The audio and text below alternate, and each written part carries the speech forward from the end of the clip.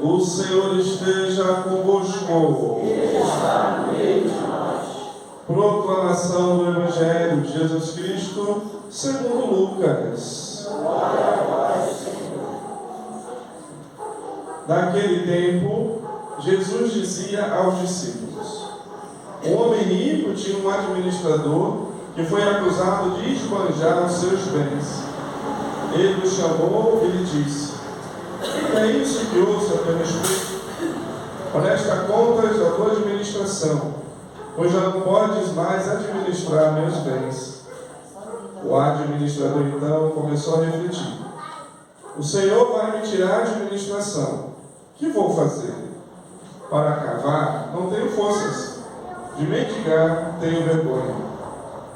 Já sei o que fazer. Para que alguém me receba em sua casa, quando eu for afastado da administração.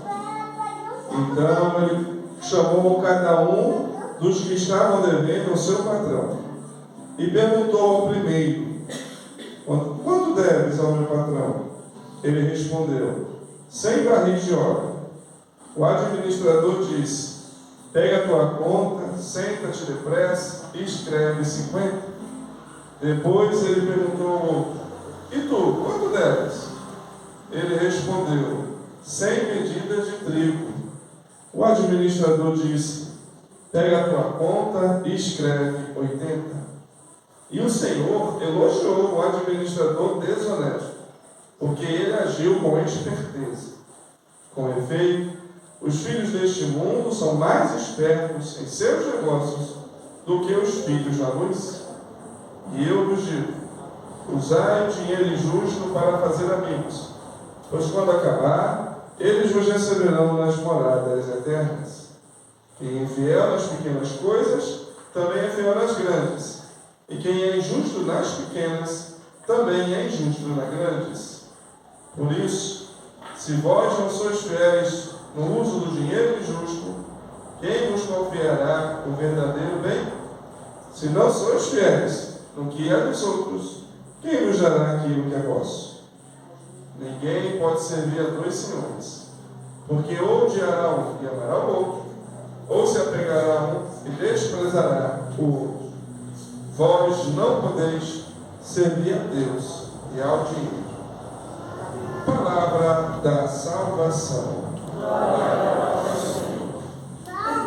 Meus queridos irmãos, minhas queridas irmãs, aquilo que Jesus disse no final do Evangelho: ninguém pode servir a dois senhores, porque ou odiará um e amará o outro, ou se apegará a um e desprezará o outro. Vós não podeis servir a Deus e ao dinheiro.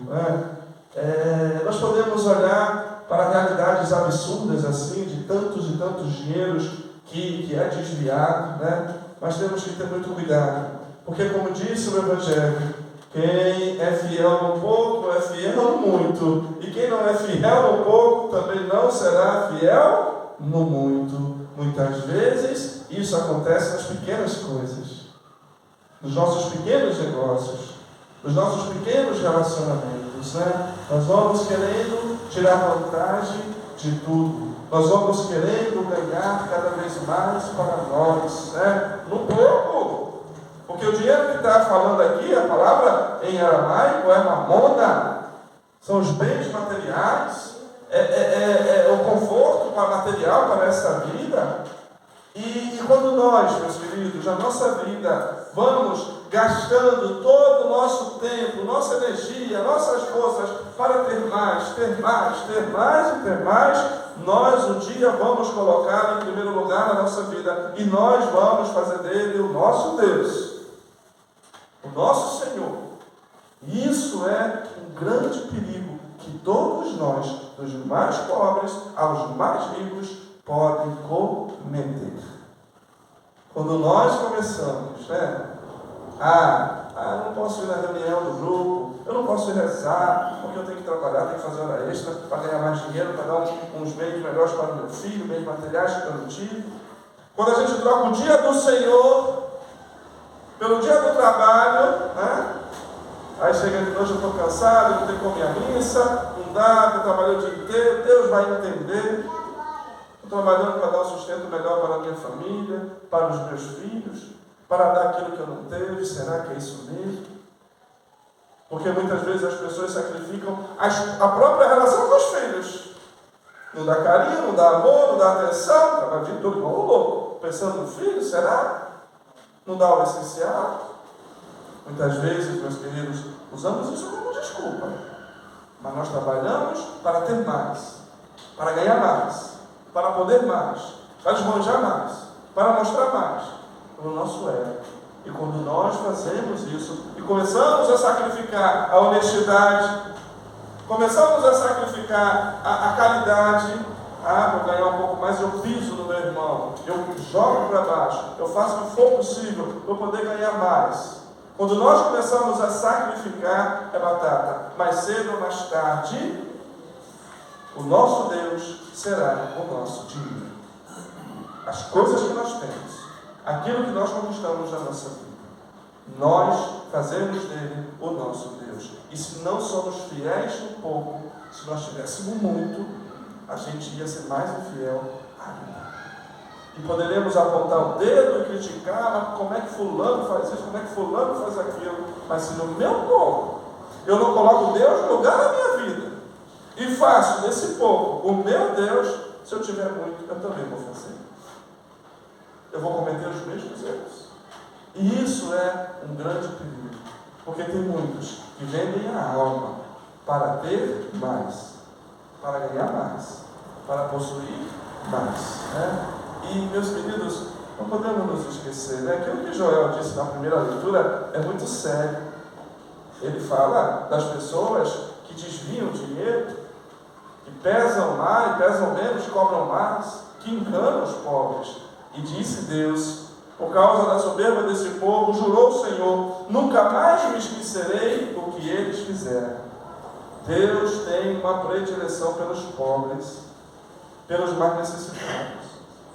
E, meus queridos, pode ter certeza, aquilo que o ser humano faz, quanto pobre, quanto necessitado, Deus não se esquece. Um dia vai pagar. Pode ter certeza disso. A gente pode achar, mas as pessoas não têm punição, parece que sempre vence, parece que sempre estão bem. Vai pagar, porque Deus não se esquece. Nós seremos julgados, Paulo na segunda leitura pede para rezar pelos governantes, e temos que rezar. Eu muitas vezes tenho pena dos políticos, que se deixam corromper, que receberam a missão do povo e de Deus de ajudar os mais necessitados, de dar a possibilidade àqueles que mais precisam, mas se beneficiam disso para si próprios, mas não fazem. Meus queridos, um dia vai pagar, já seja nesta vida e já seja na eternidade, no inferno. Mas vai pagar, pode ter certeza disso. Confiemos no Senhor, porque o Senhor não se esquece do mal que nós podemos cometer para com os seus pobres. Não se esqueça. E um dia todos nós, ricos e pobres, políticos ou padres, vamos ter que estar diante do Senhor e vamos prestar conta daquilo que nós fizemos nesta vida, de quem foi o Senhor, o Deus da nossa caminhada.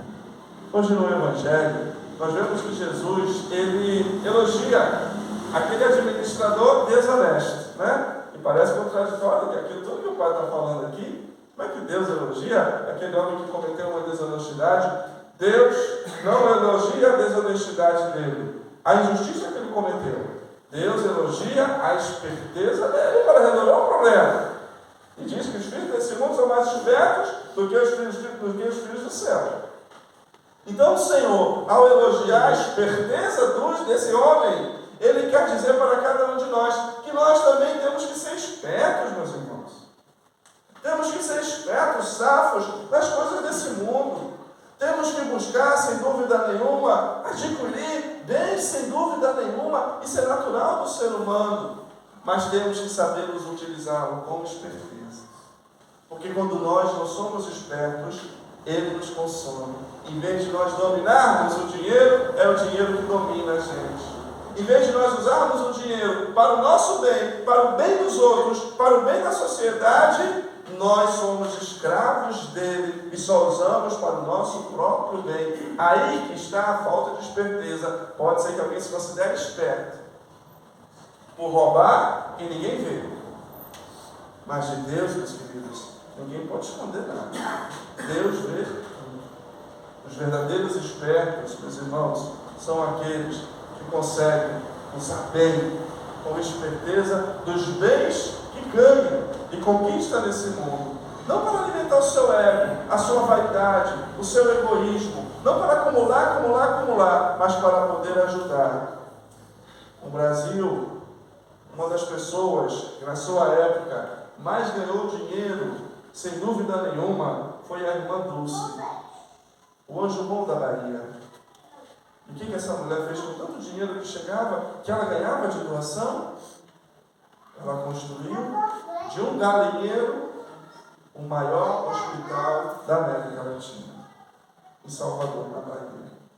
O hospital que mais hoje atende pessoas pelo SUS da América Latina.